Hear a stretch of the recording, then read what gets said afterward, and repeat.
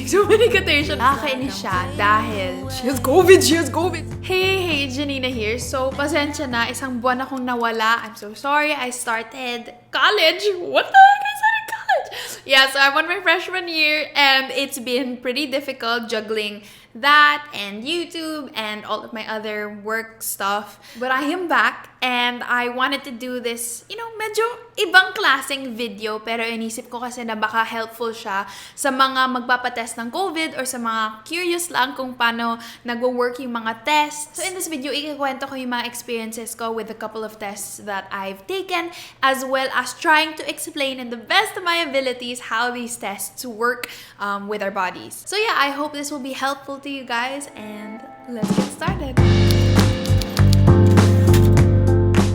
So yung unang test is the PCR test, which I'm sure we're all very familiar with, or PCR test or RT-PCR. So RT stands for reverse transcription and then PCR stands for polymerase chain reaction, and this is how it works. Sa genetic material ng COVID-19, there's this thing called RNA. Para siyang DNA pero one strand lang siya instead of two.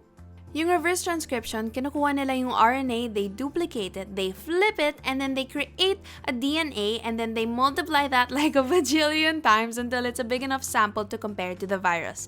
Ito yung polymerase chain reaction. Tapos ini-insert yung parang mahabang cotton bud into where your nasal passages meet your pharynx, so that's about 3 inches into your nose, and that's how they grab their specimen. So this is what they call the golden standard of tests with a near-perfect accuracy rate. So sa mga private hospitals natin dito sa Pinas, you can get a test for about 5,000 pesos to 8,000 pesos. But there are hospitals that charge, I think, about 4,000 pesos. Pero yung pinakamurang test na makuha mo dito is 3.8K from the Philippine General Hospital. Personally, wala pa akong experience sa RT-PCR, and I'm really glad because ito usually yung test that they make you take after you test positive in the antigen test, which leads us to our next test. The RNA is actually encapsulated by fatty membrane which is surrounded by different kinds of proteins. Won't really get into that. But fun fact, yung dahilan kung bakit corona ang tawag sa virus ay dahil yung mga spike proteins mukha silang corona.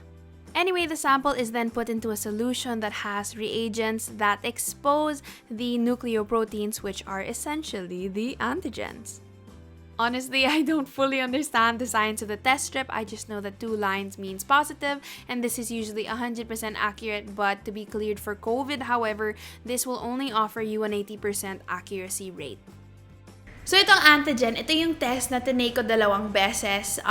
Just to be clear, hindi dahil may symptoms ako or hindi dahil nagka-contact ako with somebody who had COVID. It was more of I needed to take the test to be cleared to work. So sa mga shoots ko, they test all of the cameramen, they test all of the directors, the producers, and all of the talents as well para syempre safe. Honestly, medyo natakot ako sa test because all of the videos that you see, like you see people gagging, you see people like crying and just like screaming. So I was like, oh my gosh, am I gonna have the same experience as these people? Pero yun, nagpa-test kami kung saan na kami mag-shoot the next day. So they had like a sterilized room, and so naka-face mask kami, face shield, alcohol, disinfection everywhere just to be safe. So when we got to the quote-unquote remote site, nagpa-interview lang. I don't know why I'm using so many quotation marks.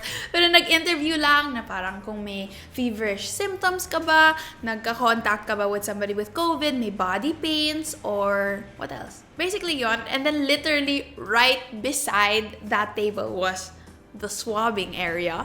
Sa video ko, it looks like nag-enjoy ako, but hindi naman talaga. Here's the video. Ready? Relax.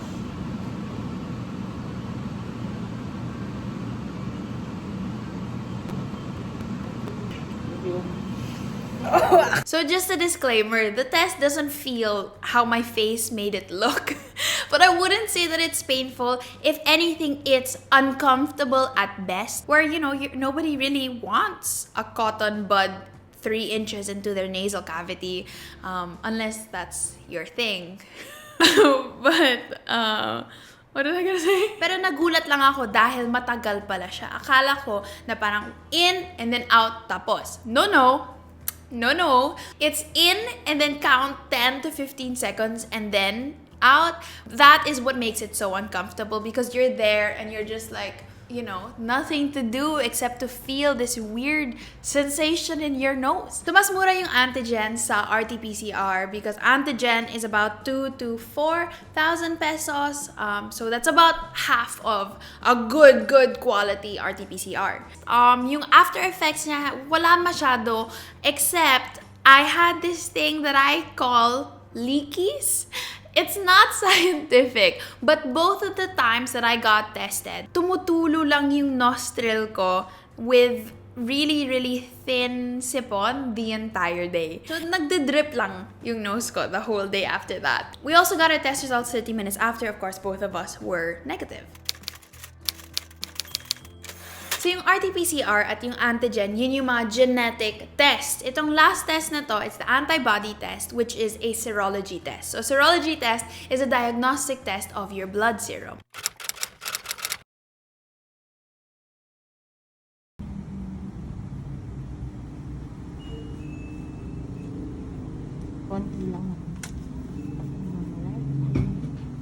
Basics of immunology, pag may virus na inaatake niya ang katawan mo, your body creates antibodies para labanan yon. So, pwede ka matest for COVID IgMs or IgGs, pero alam ko ngayon na may tests for both. 3 araw pagkatapos mong ma-infect, tataas yung IgM levels mo. But as soon as that starts depleting, your IgG levels will rise and stay actually for months or even years. This is why they say you can develop some level of immunity after contracting the virus. Pro, you can get your results in literally seconds. Con, there are a lot of downsides to these tests. Pwede kang magka-false positive if you test for IgG too early or if you test for IgM too late. You can also get a false positive if your antibodies look like they're for COVID even if they aren't, or if you had the virus but don't anymore. So, itong experience namin sa antibody test. Mind you, naka-quarantine kami ni mommy. Same house, we eat at the same time, minsan same food, same drink, yung parang naghahati-hati kami ng drink, or sobrang clingy nga kami, so always hugging, holding hands. One of us tested negative, but one of us tested positive for COVID-19. The moment we got the test results, we just knew that it was a false positive. Now, we had no doubts whatsoever that you weren't negative for COVID. She had no symptoms, no exposure, no anything. Syempre though, yung mga brothers namin and my dad were like, she has COVID. So, nag-quarantine siya in her room, or in Joaquin's room until makaka-test siya ulit the next day to do the antigen test. Nainis lang kami dahil, ayun, hindi na siya nakasama sa shoot ko. So, mag-isa lang ako sa shoot. Yung dad ko, hindi, parang may i-officiate siya sana na wedding, pero hindi na siya nakapunta because, yun nga, we were compromised. Pero yun, mom took the antigen test the next day and then she was negative for COVID. So, she's fine. You're fine.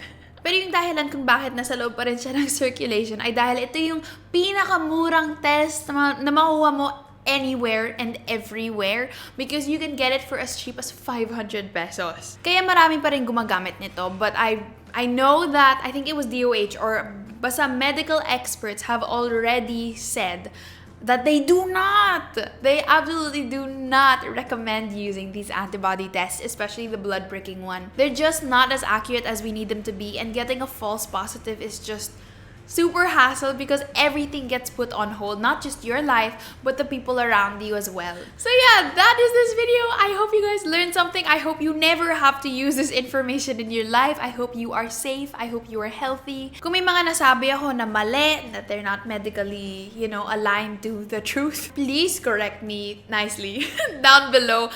This is just what I understood from my research. Obviously, it's very different from understanding politics and whatnot, so my brain is not really as, feasible for science. But yeah, ito na. Promise, I will see you next week for Trendsetter, and let's all be a little kinder. Bye!